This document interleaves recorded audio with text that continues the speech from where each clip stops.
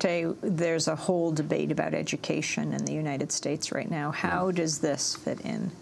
Well, you have to ask, how do children learn? How do children learn? And learning is an attachment dynamic as well. You learn when you want to be like somebody, so you copy them, so you learn from them.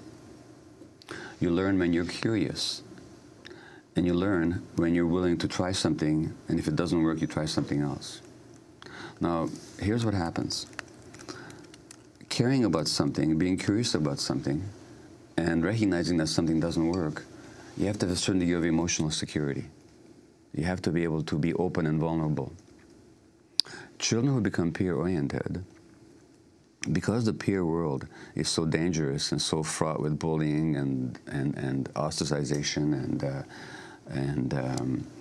dissing and exclusion and negative talk, how does the child protect himself or herself from all that negativity in the peer world? Because children are not committed to each other's unconditional loving acceptance. Even adults have a hard time giving that. Children can't do it. Those children become very insecure, and emotionally, to protect themselves, they shut down.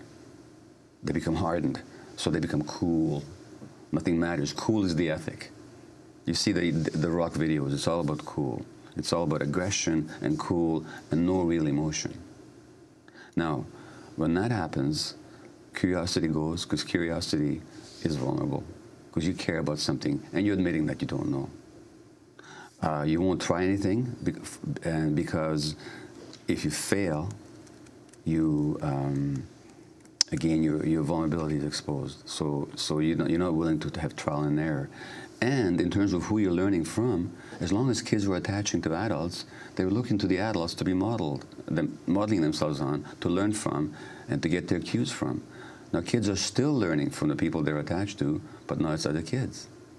So you have whole generations of kids that are looking to other kids now to be their main cue givers. So teachers have an almost impossible problem on their hands.